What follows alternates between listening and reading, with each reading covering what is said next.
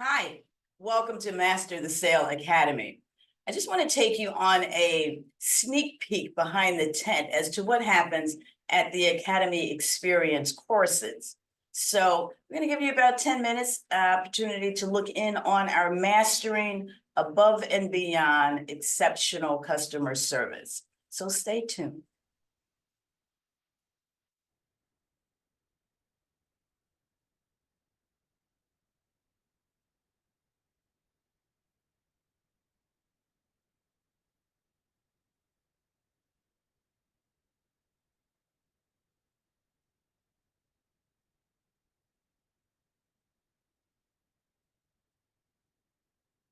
What is poor service? Here's a poll. I'm going to pull up a poll for you here, and it's going to come on your screen right about now. And here's the question. According to Forbes, how much did US businesses lose due to poor service? 75 billion, 42 billion, or 12 billion? I'm going to close this poll in 5, 4, 3, 2, 1. I'm going to end this poll. You were all over it. $75 billion was lost because of poor service. So now here's the question, right? What is poor service? What is poor service? So here's what I want you to do in the chat. Go ahead and tell me what poor service is to you, because we've all experienced it. We've had the opportunity of being able to have either good service or bad service. Okay, I'm seeing people say rude when people don't do what they say they're going to do, when they're not being held accountable. Okay, keep it going. Oh my gosh, here's one when you've been on hold for a while. How about that? And then, oh, here's another one. Being asked to repeat your story. Yeah, so these are signs of poor service. And so we've experienced them. We know exactly what it feels like. And so in your workbook on page 10, there is an opportunity for you to put what are some of the challenges. Now we know what poor service is, but what are some of the challenges for you to provide exceptional service?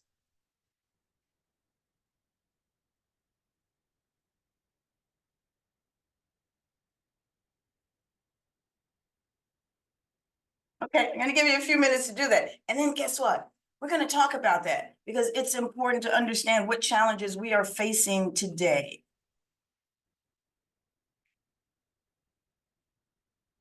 All right, I see customers' expectations. Customers' expectations. Okay, that's good. People wanting things now. Oh, you guys are really on this. A sense of entitlement.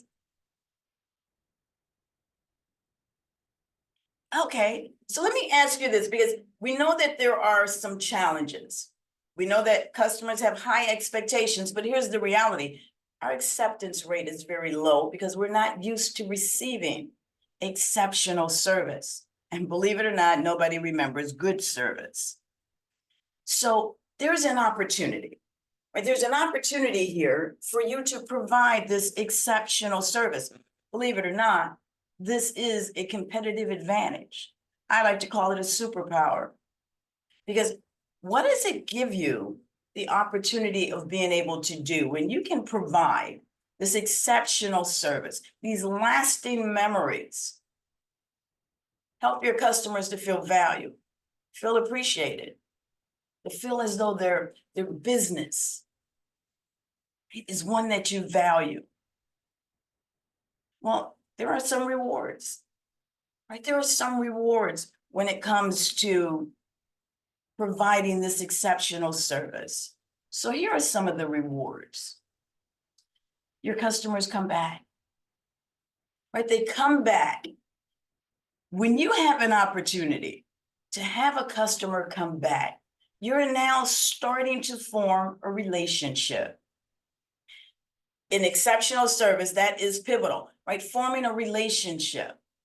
Your customers come back, they increase their frequency of purchasing. In other words, not only do they come back, but they continue to make purchases. Right? There's this concept called the customer's lifetime value. And it states that it would be a business strategy to have customers come back to you for years and years and years to buy your product, to utilize your services. That's an opportunity for sustainability. And then they extend their services. They get more. Not only are they buying more, but they're getting more. So what does that mean? Let us say you have services where there are other capabilities. And you can say to me, Cheryl, I see that you have our A package. And I also see that in that package, right, there's opportunities for you to combine, right, some of our other services to help your package even not only be better, but to give you more capabilities. Can we talk about that? Now I'm open for being able to extend some service options. They tell others, they tell their friends, they tell their families, and they tell their colleagues about the business. Now what happens? They bring you new customers that you did not market to. They increase your referrals. They increase your sales. You see, it doesn't matter what position you play in the organization. This service is going to benefit every single individual. You can be in the back office and support. You can be in accounting where you don't have direct contact with customers, but you have indirect contact with customers. And then here's the other one. You create brand ambassadors. Now, I like to call these folks brand evangelists because they go out and they spread the good news.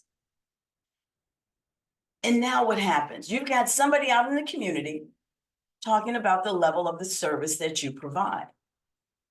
Right? There's a sense of pride when you provide exceptional service because you know you're helping.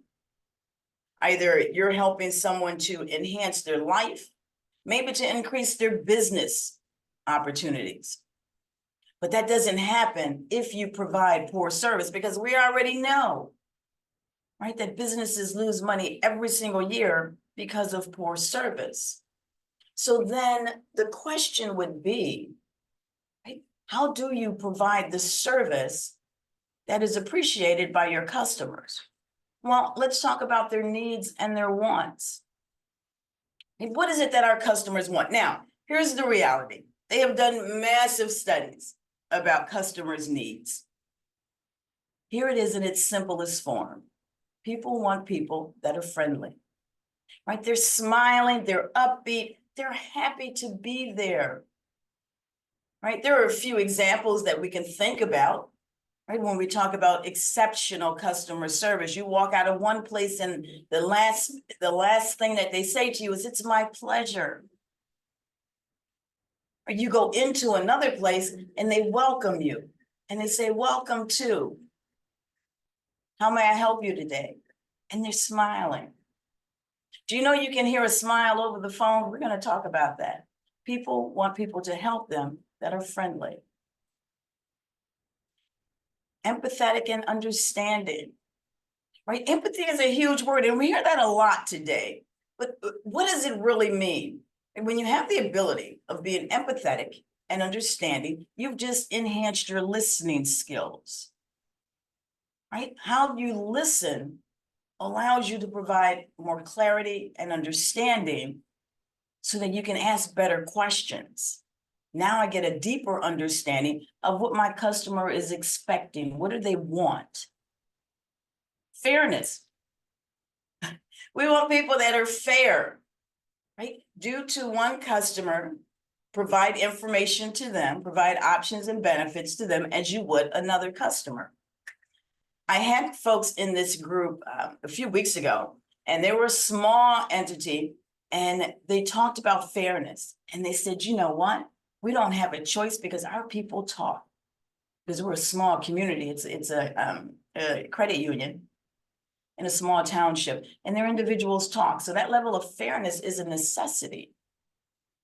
Right? But you want to have that because you want to ensure that your customers know that you're doing the best that you're doing for each and every one of them. Here's where it gets interesting. They want some control. They want some autonomy. Now, as a representative in customer care, and it doesn't matter what role you play, you are in customer care, whether it be an internal customer, which I also talk about, or an external customer, your end user. There's an element of control. Now, oftentimes what I hear from individuals that are in sales or representatives in customer service is that it's hard to give up control. It's hard to give up control to individuals because they don't know what they have access to. Think about this. We're talking about building relationships, strong relationships, because the stronger the relationship, when something fails, when something goes wrong, that difficult situation now becomes a lot easier to handle because you've built this relationship. So how does this control come into play? Well, I want you to think about the opportunities that you have. Control can be something like, when would you like for me to get back with you? Would it be Monday or Tuesday? Do you like 2 o'clock? Do you like 4 o'clock? Control can be options and alternatives. Would you like package A or package B? Would you like to add these to what you already have? Letting them choose. Control is even in a difficult situation, asking a question. And we're going to ask that question in a little while. So you put a pin in that. Options and alternatives and information. That's what they want. That doesn't happen unless you have product knowledge, right? When you have product knowledge, you understand the features and the benefits of what it is that you do. You understand the features and the benefits of what it is that you do. You have the ability of being able to share that information. Remember, you have resources that they don't have. So here you have the opportunity of being able to share. Now, here we are on page 12 in your workbook. And here's what I'd like for you to do. I'd like for you to circle. Which ones of these do you do very well? Which ones of these are you do very well?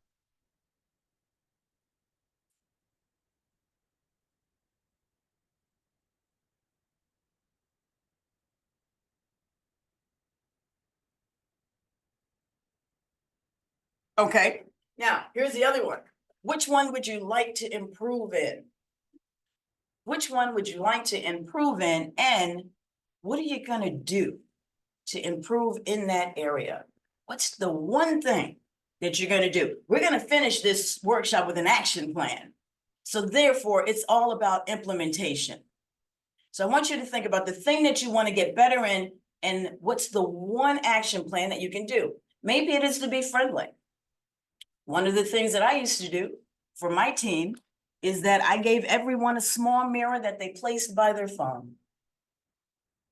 Before they picked up the phone, they looked in the mirror and smiled. Sometimes we forget. And yes, you can hear that smile over the phone. So that gives you an opportunity of being able to work in that area. And then what happens? When it comes time for communication, when it comes time for you to think about how to turn a negative situation around to a positive situation, we've got our communication skills. We have the 3 V's of communication. Did you know that our visual is 55% of our communication? That's my facial expressions. It's my gestures. It's even the way I stand. My vocal is 38% of my communication. That's the tone of my voice, the manner in which I am, the pace of my speech. And then my verbal. My verbal is 7%, which says what?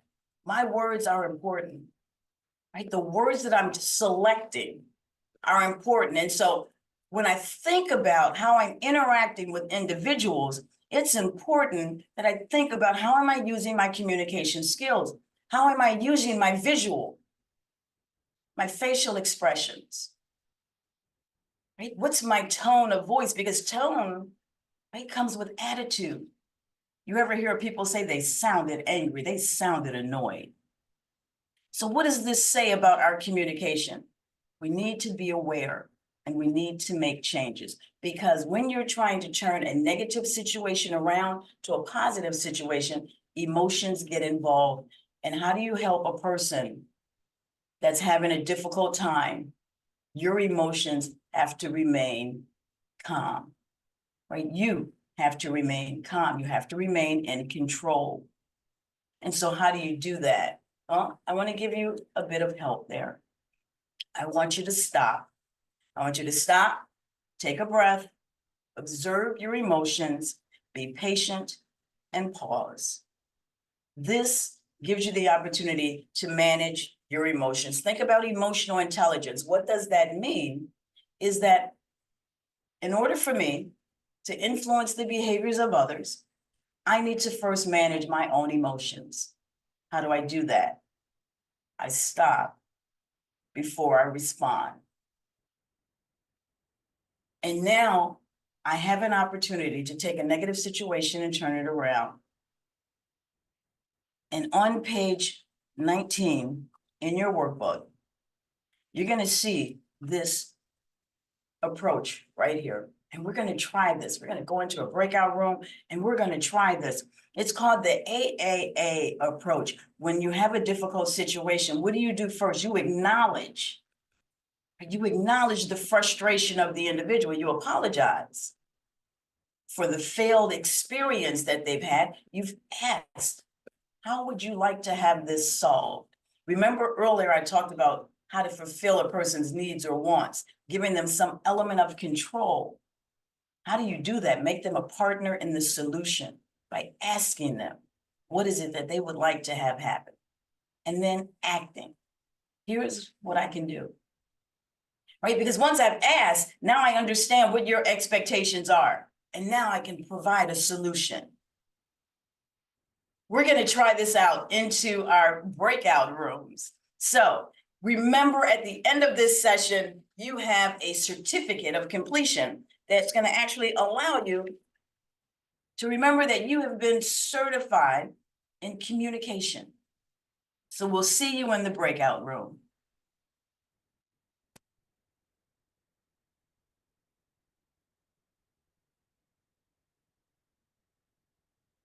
There you have it, my friends. You had a sneak peek into Mastering the Sale Academy. Every course has a workbook, has a certificate of completion, and is thoroughly interactive so that our attendees walk away with implementable items that's going to allow them to level up the manner in which they provide exceptional service. It's all about mastering customer service with an above and beyond experience. For more information about Master the Sale Academy, visit risingandshine.com/academy. I'll see you there.